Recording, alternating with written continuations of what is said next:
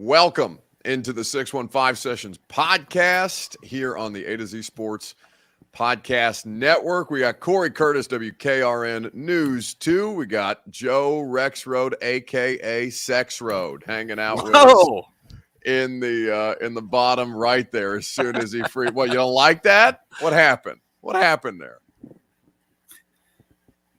Actually, I thought that was just a joke between us before the show.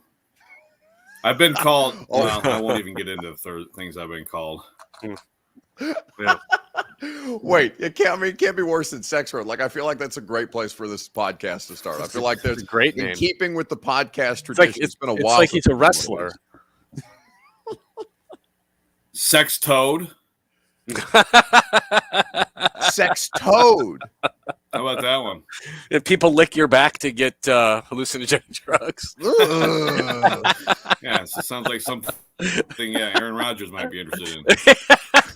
Aaron Rodgers brings all his boys to Nashville just to lick Rexrode's back. Well, in fact, we had to pull Cory Curtis out of his own darkness retreat to do the podcast today. Yeah, but I don't know if it appears he's been in there a while. It's radiating. So yes, we figured we do this pre-darkness retreat, and then when we go into a darkness retreat after the fact, perhaps we'll emerge with Derek Carr as the Titans quarterback. Honestly, Cory, what do I do with all this quarterback nonsense? Like, what do I do with this today? Enjoy it. It's free. I mean, it's free programming, man. I mean, and I think the thing is it's real. You know, that we don't know. We don't know. And there's a lot of teams right now that don't know because I think more teams are coming to the realization that we can't fake it anymore. The league is too pass driven. And unless we've got a dude, we're behind the eight ball. And so having a guy who's okay is no longer palatable. And so there's people looking to get better at the position. And, you know, after watching the Rams and some teams be aggressive about it, I think teams are saying, you know what, we're willing to take a shot to win a Super Bowl because if I don't win it, I'm going to be out of a job anyway. I mean, the clock, it's never been more accelerated for both quarterbacks and for coaches, Rex. But Derek Carr being the best available name on the free agent market, would we all say that's accurate now that Tom Brady's officially retired? Yes, and he's just a guy. Right. So the idea that we're talking about him, or people are talking about him reasonably as an option for Tennessee, it's a lateral move at best. And then, you know, if Ryan Tannehill gets offers on the market, given everybody else's quarterback shit show that they're currently dealing with, then that's another discussion entirely. But like the Derek Carr, Ryan Tannehill thing, it's a non-discussion. At least tell me that you're rational enough to think that. I think so. Absolutely. I don't understand why. I mean, Derek Carr is a little bit younger. I don't think he's any better than Ryan Tannehill. I think I would pick Tannehill straight up. And then Tannehill is already entrenched here. And, I think Mike Vrabel genuinely likes what he brings in terms of all the intangibles to the position. So I don't think that's going to be anything. To me, it's Aaron Rodgers. If you want to, hey, you may as well see what's up with that after he emerges. And it's absolutely examine the draft prospects very closely because you could possibly do that this year. And then there's Tannehill. I don't see how it would be anybody else with serious consideration. Am I the only one underwhelmed by Aaron Rodgers' level of play this year? I mean, we're all talking about Aaron Rodgers like he's Aaron Rodgers from 5 years ago. He's not, guys. He's not. He doesn't win big games anymore. I mean, he's underachieved in the playoffs for 2 decades virtually now. And you're talking about selling out to bring in a guy who couldn't achieve with Devontae Adams and company in Green Bay when it counted. Well, he achieved, though. I mean, in the playoffs, you're right. They did not get it done, and that's fair. Now, this we're like last 13 years removed from his last Super Bowl, Joe. Right. I mean, it's been a long time, and they've had really good teams. Before Joe, you respond, like Patrick Mahomes just won a Super Bowl with the cast off from Aaron Rodgers' Packers team. Like MVS is out there, Super Bowl champion with Patrick Mahomes, not Aaron Rodgers. For the record, I would take Patrick Mahomes over Aaron Rodgers. So, yes, I understand that.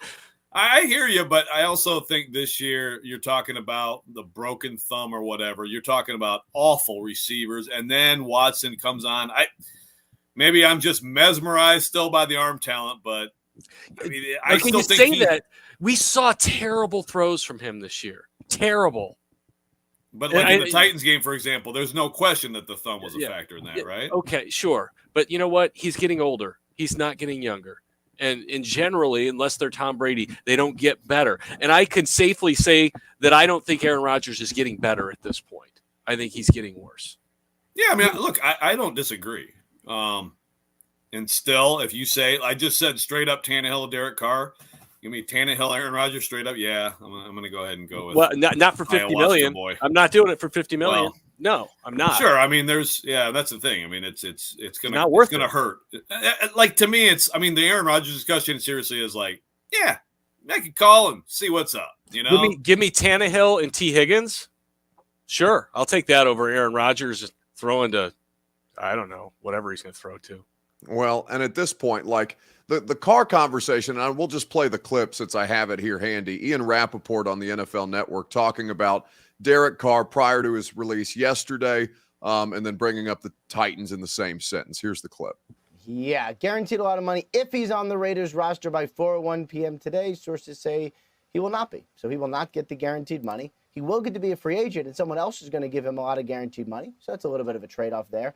Derek Carr expected to be one of the most coveted free agents out there, and in a really interesting way, because no other free agents, if you are not released, you can't talk to anyone right now. You got to wait till the start of the league year, or at least until right before the start of the league year, when everyone does the thing where they talk to each other but don't actually do deals, because that would be illegal. Derek Carr gets to do all of that as soon as he is officially released today.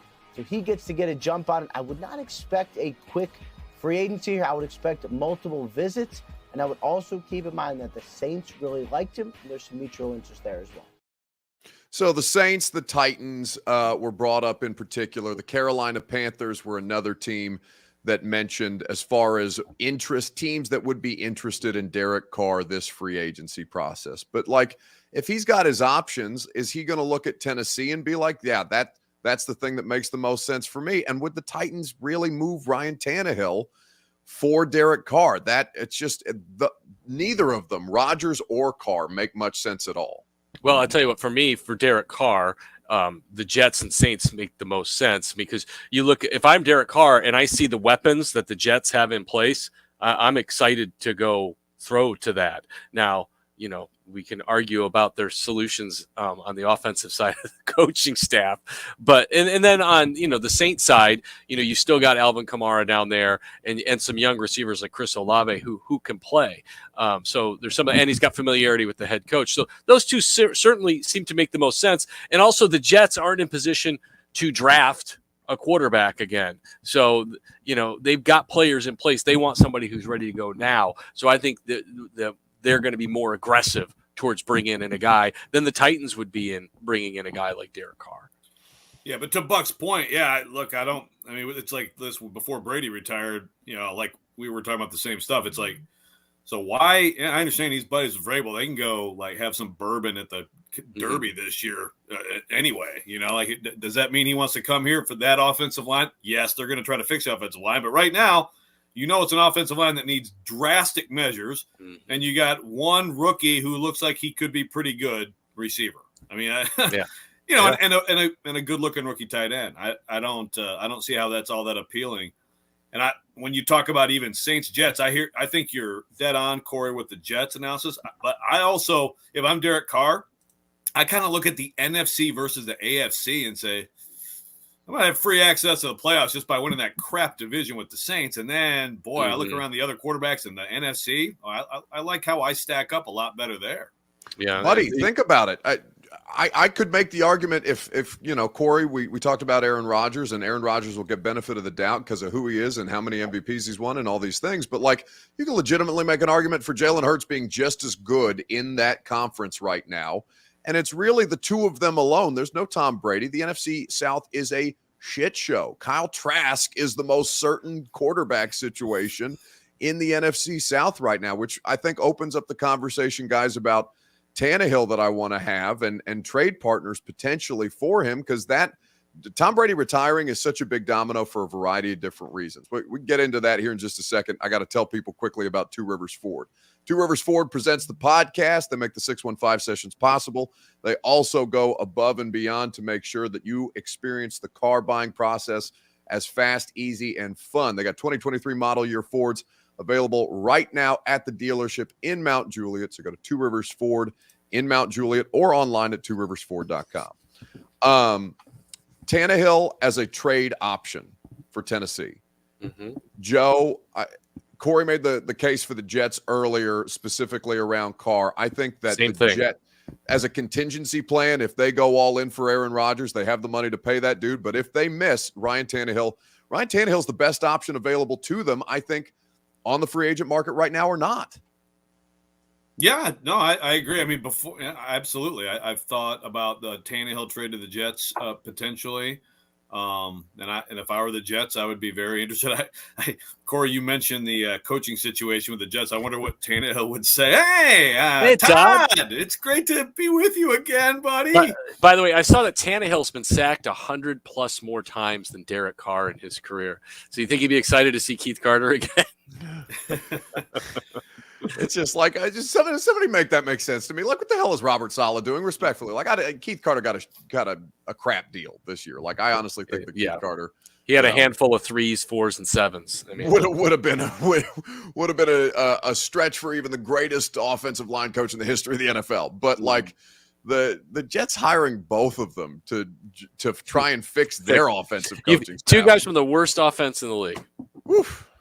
Well, yeah, look, the Keith Carter thing, though, I mean, that guy, just in his time in Nashville, he was the biggest idiot in Nashville, needed to be fired. And then, oh, my God, look what this genius has done with this offense. 2 years ago, they had like the third best offense in the NFL, and their offense, and now he's an idiot again. So, but the thing that struck me about Keith Carter was Dennis Staley will make a lot of people dumb. He's the one coach that Mike Vrabel actually kind of took a shot at. He did. And Vrabel has been very protective of all of his coaches, good, bad, or whatever. And for him to take a shot at Keith Carter, I was like, that was kind of telling. So let's flesh that out a little bit. Can maybe, even if it's paraphrasing for the audience, what did Mike Vrabel say about Keith Carter? He said, now we will be certain that the offensive line coach, run game coordinator will be in sync with the offensive coordinator. It was along those lines. And he also followed up by saying, first time through, basically like almost like a mea culpa. You make mistakes your first time. Yeah. Well, he had very little experience coaching offensive linemen. And as Buck said, there were times where he had a lot of success. I mean, doing things. And so, I was very skeptical when he got hired and was vocal about it, and later said, looks like I was wrong because he was doing a good job. And I agree. Last year, I don't know if Munch could have put that together with 50 rolls of duct tape. No. And so I know that Jason Hoteling, who they've hired to replace Keith Carter, has been, the best interview in the history of Mike Vrabel interviews or whatever. And immediately when Mike said that, I thought of Isaiah Wilson and a big jolly chuckle and how that was a selling point in an interview. Makes me think of Isaiah Wilson's mom throwing his girlfriend off his lap. There's a whole domino of Isaiah Wilson's career. It makes me wonder if Hoteling handed him like a carton of Pall Malls or something. And wow. No, he's the one who supplies him all the candles for his office. He's modernized, boys. I hear he's got a vape pen. Anyway, the cat in Miami's vaping on the sideline. Well, and in Florida, that may not be a vape. My larger point about Ryan Tannehill, the only way that Ryan Tannehill is not quarterbacking this team in 2023 is because something consequential has happened, whether that be a trade up, whether that be Aaron Rodgers, like something pretty ground shaking would have to happen. Oh, yeah, I agree. For Ryan Tannehill to not be under center this year. Yeah. Yeah. I mean, I think it's the decision that if you're the Titans, we're going to go in a totally different direction, because as we talked about here, Derek Carr, even if he's better, it's not better enough to make the move. I mean, we say, how many wins is it the difference of? Maybe like 0.1, 0.2. It's not going to move the earth for you. But if you want to go to the young guy, and save yourself the cap space, and you think this is the guy for the next 10 years, or you want to go all in on the darkness retreat, you can do that. You can do that. But I agree that to part ways from Tannehill for one of these other guys who's just Tannehill with dark hair and shorter is ridiculous. 86% Tannehill as of now is my number, and most of the 14% is falling in love with one of these quarterbacks that they are evaluating now, and they're going to learn more about in the next few weeks. I mean, that's to me, that's where. I mean, look, Bryce Young, I think Bryce Young might be a great quarterback in the NFL. I understand he's slight and he's short. He and Buck are the same weight now. It's awesome. You're the same weight as Bryce Young?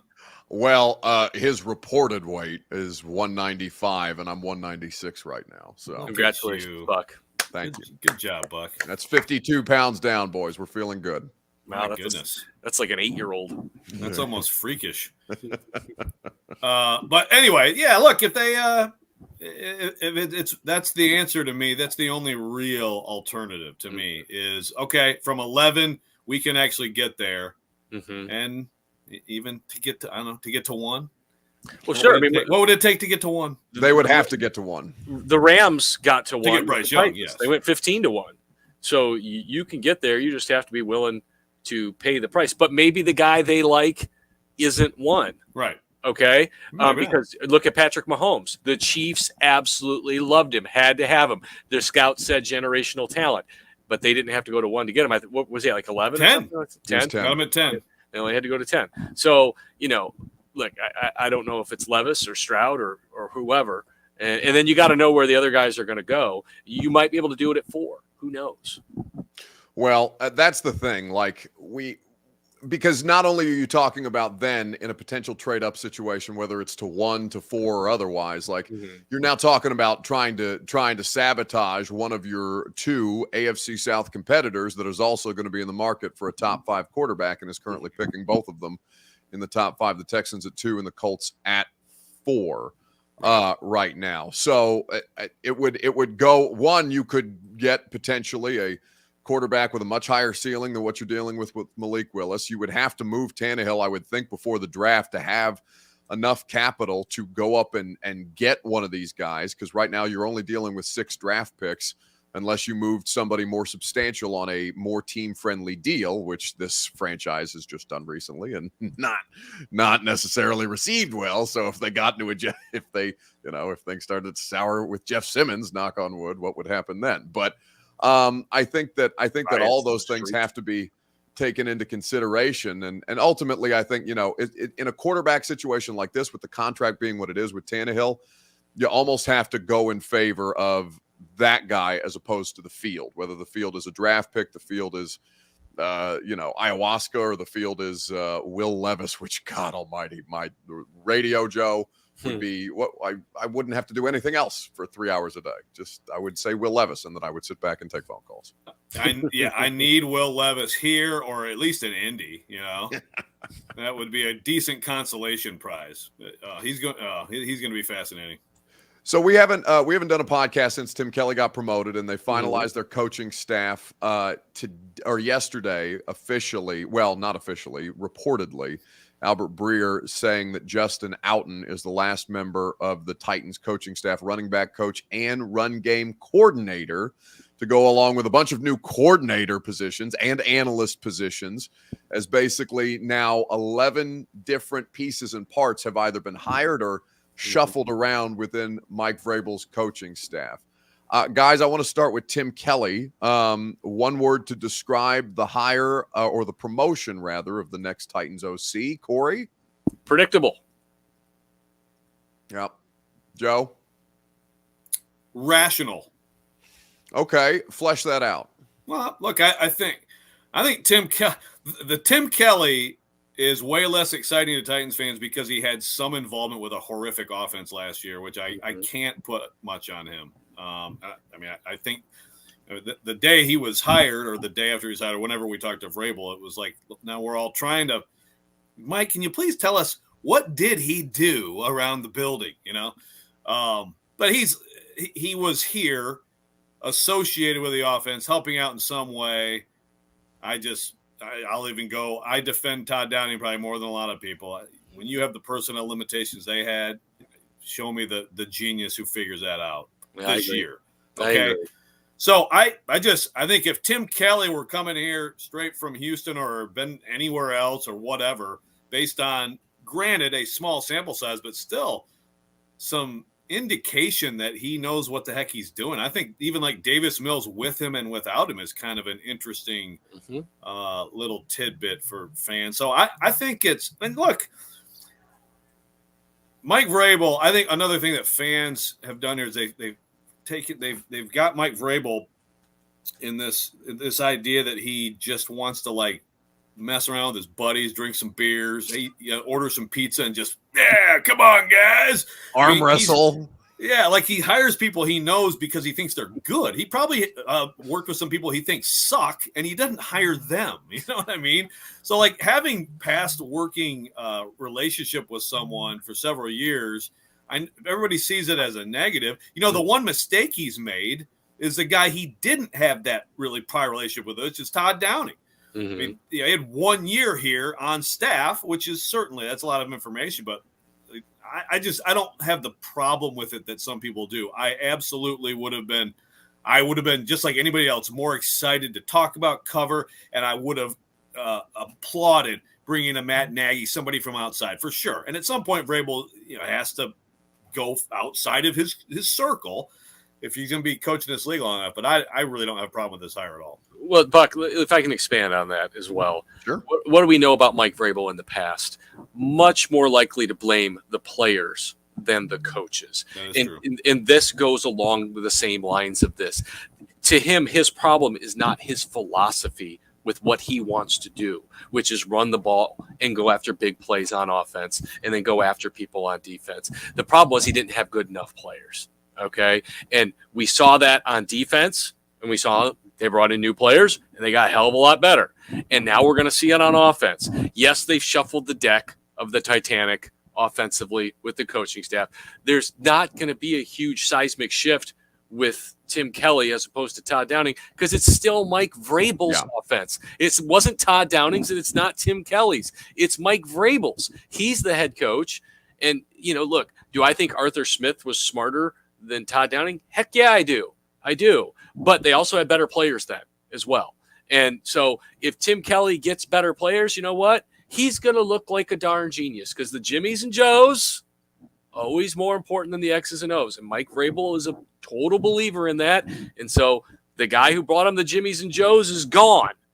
And in his mind, that corrects a lot of the problem a lot more than his coaching staff. Well, and that's my thing. Like, it's going to be the same. It's going to be the same Titans offense with variations, right? It's about tendencies of the coach calling the plays and all these different things. Like formationally, they're going to look the same. It's still going to be centered around Derrick Henry because and maybe the ability to convince Vrabel of something.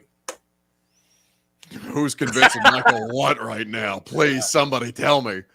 What we need to see from him is just a better feel for calling plays. Because Todd Downing wasn't good enough there. There's no doubt. He was not good enough. And no, it felt like one moment. Feel in game, that makes a difference too. Which is what Mike cited in that Zoom with us, a week ago yesterday, talking about Tim Kelly and the feel for the game and things like that. Because it felt like at least twice a game during a Todd Downing Titans tenure, you were white-knuckling it because he called a play that's a completion to Treylon Burks that Treylon Burks decides to try and backward lateral as he's getting tackled to the ground in a game that's basically a playoff. Unbelievable. That was amazing. That was one play. I know. It was awesome.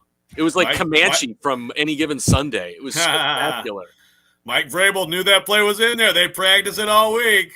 I mean, So beyond Tim Kelly, though, let's talk about the outside circle, right? Because he's worked with Charles London before. Charles London is now the quarterback's coach and passing game coordinator. They add Chris Harris, who's now the defensive passing game coordinator. That's an outside entity and somebody who's very well thought of, was still interviewing for DC jobs while he was verbally committed to the Titans staff before they officially got him under contract. Better NIL deal. And then Justin Outen from the Broncos, the former OC there, comes here as the run game coordinator, a new position on a Mike Vrabel staff, at least the first time that I can remember a run game coordinator, and also running backs coach. So is that enough of outside influence while still creating kind of the feeder system that Mike clearly likes to pull from in-house when he promotes a coordinator? Because all 4 coordinators that have come after Dean Pease and Matt LaFleur, who were on his initial staff, they've all 4 been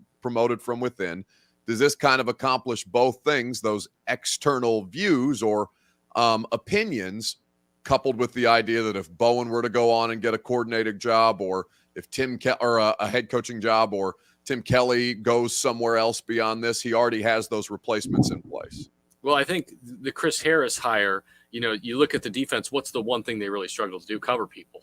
And so, you bring in somebody because the guys you had weren't getting it done, whether it be the players or the coaches or the combination of. So you're bringing in somebody from the outside. So I think defensively that satisfies it. Offensively, who knows? I still contend. He even pounded the table. It's not all broken offensively in that presser. I honestly believe it's not broken. He believes the players were broken, but the system wasn't broken. Who's the run game coordinator run game stopping coordinator on defense? Oh, I don't know. By the way, did you see that Outen has more time as a high school coach than he has in the NFL?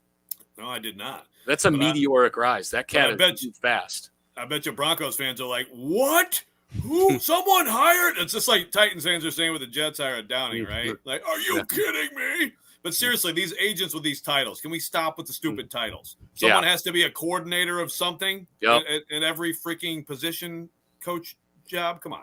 Yeah, I think the titles are as much for like the purposes of identifying a candidate when these cycles come around more than anything, right? Like that's why they're moving around Tony Dews and pay structure matters for that. By the way, Amy's shelling out for all these different coordinators and analysts. Chris Harris wasn't cheap. That's what I'm saying. Yeah. So that kind of stuff, it's all encompassing, and we'll have many, many more months to talk about this with Joe Rexrode of 102.5 The Game and The Athletic, and Cory Curtis of WKRN News 2. Boys, I appreciate the time as always. Thanks for hanging out, and I'm sure I'll bother you again for some more time later down the road. Hey, have a sandwich, Buck. Yeah, sandwich, but with no